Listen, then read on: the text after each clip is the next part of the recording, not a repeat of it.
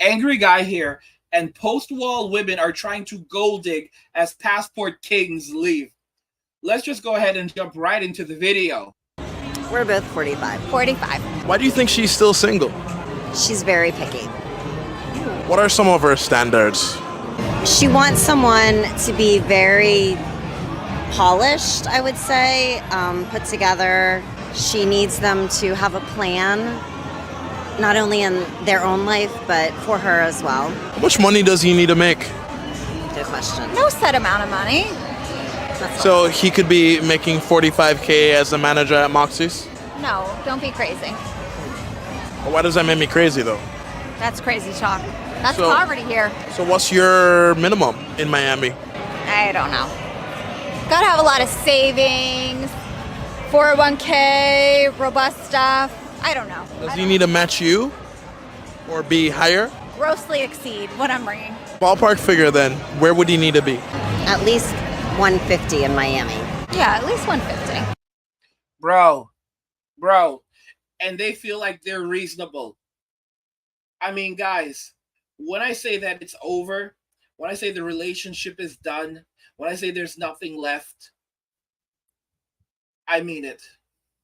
These women, they are lost in their own reality, a reality that doesn't exist.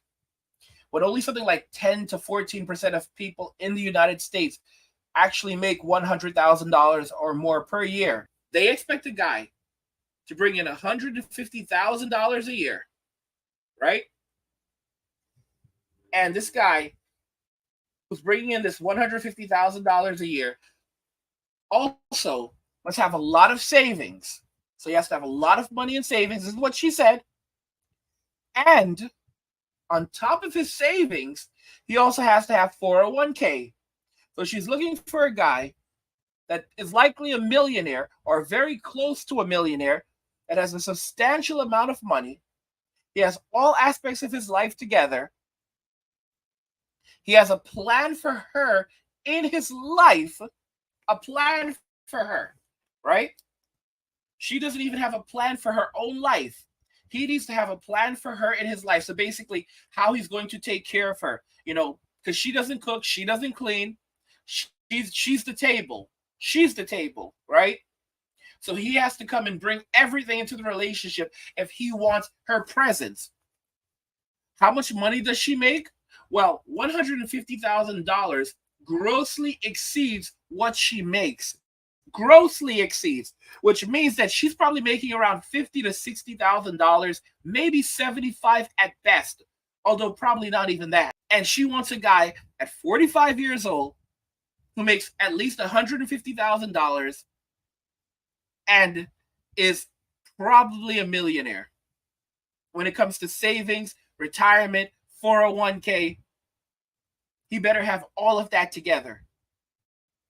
And the minimum is 150k.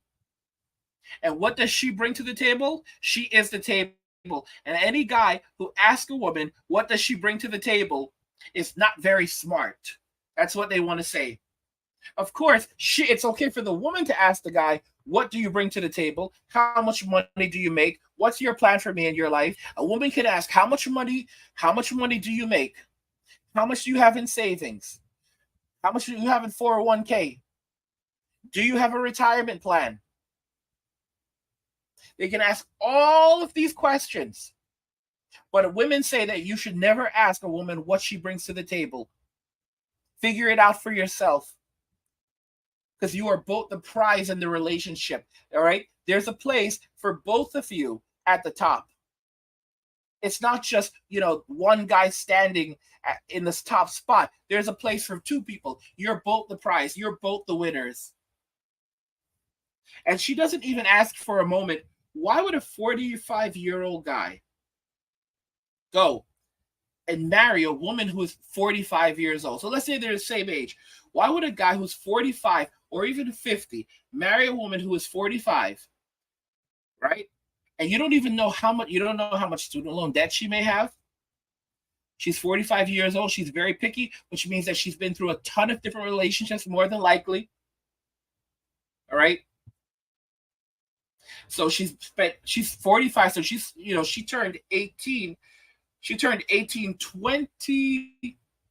27 years ago. So for the last 27 years, she's been in the streets, and after 27 years, now she's looking for Prince Charming to come and rescue her. Why doesn't this guy go out and find himself someone who's younger? By the way, guys, if you're enjoying my content, please go ahead and subscribe to the channel, turn on notifications to never miss another video again, and like the video because it tells YouTube you're enjoying the content, you want to see more of it, so YouTube will show you more of it. But guys, what is preventing him from going out, finding a woman who's 30 or even 20, someone who's still fit, feminine, friendly, optimistic, doesn't have all the baggage, does not have all the baggage, and is still fertile? Because she can't give him kids at 45. More than likely, it's not going to happen. Okay? A woman reaches her peak, or basically the end of her fertility, usually around the age of 35. After that point, anything after 35 is considered a geriatric pregnancy. And you have a lot of women on social media that are crying their eyes out because they're going and getting fertility treatments, spending tens of thousands or even hundreds of thousands of dollars on fertility treatment, taking out loans to do this, financing it on credit cards, and they have to go through the pain and the long process of doing this. It's so sad. So sad. And they're crying their eyes out saying that they can't do this anymore, and they can never stop and admit that, they made bad decisions. And it's in some cases, they're crying because they're saying that, when they were married, they could have had a child with their husband. In some cases, they even had frozen, their husband had eggs that were frozen, or embryos that were frozen, fertilized, and frozen in the refrigerator that were perfectly viable and could be used. But now they're not married anymore, so they have to be destroyed. And they will never take responsibility for the position that they're in, the situation that they're currently in. And they're trying to go and have a child all by themselves so they can be single mothers. And keep in mind, these are women who are not financially secure. All right? They are not financially secure, and they're out there trying to become single mothers so then they can turn around, go on public assistance, and have the government take care of that child and them. And this is completely illegal in the United States. And this woman at 45, she can't offer him children, more than likely. And it would be crazy to go and get into a relationship like this, knowing that even if she can have children for him, it'd be it would be complicated. And no one would recommend doing this. All right. No doctor in their right mind would recommend doing this. But she's here thinking that she is supposed to command a high value man. And what does she offer? She will be 50 in 5 years. Oh, she offers her presence. Her presence. Because, God made women to be worshipped and to be adored because they are radiant. So he should just be grateful for that. Notice at first she acted like, oh, but the money doesn't matter. The money doesn't matter. And then the guy caught her. He caught her because he's been doing some of these other interviews and the women are like, the money doesn't matter. So he caught her. He's like, okay, so it's $45,000. Okay. Okay. Well, obviously not $45,000 in Miami. Okay. So does he need to make as much as you make or more? He needs to grossly exceed me. Grossly exceed? So he can't it's not okay for him to just make even a small amount of money than her. Not even like maybe even a quarter more than her. He needs to make a massive amount of money compared to her. So she's maybe making $50,000 a year, $60,000 a year, and she wants the guy who roughly makes $100,000 more than her. And that's the bare minimum, and that's not asking for much. He needs to have everything together. He has to have a large savings, a large 401k. These were her exact words: savings, 401k, which is retirement, which means she's also hoping that he has a separate retirement plan, pension. And if you don't think she's eyeing his Social Security, she's also eyeing his Social Security, even though it won't be around at that time. She's also eyeing his Social Security. A lot of the Gen X guys have constantly said to me, angry, these Gen X women, they are heading into some very hard times because of the decisions that they made. All right, they were out there in the streets for a long time, and now the roosters are coming home to crow. Telling y'all, they're desperate. But the thing is, they will never admit to it. They are, and like I said, they will stay on their hill until they expire.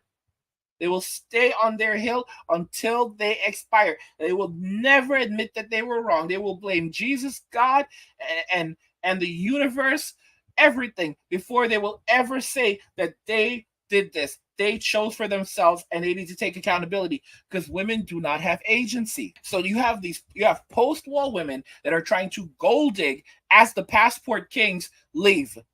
And yes, I'm calling them passport kings, because a queen without a king is the equivalent of a glorified peasant. Our homes, the things that we possess, that's our kingdom. Those are our assets. All right. So we are kings. We are kings. When we go overseas, we are viewed as kings. The women want us. They want to establish families with us, because we're going to basically erect a domain. Our wife and our children, they are our subject. Our home is our domain. That's why they say king of the castle. You are supposed to be king of your home. Your wife, her job is to make it comfortable. You having the man den and going and having to hide in the man den because the house is hers, it belongs to her, and you're afraid to go and sit in your living room and be comfortable.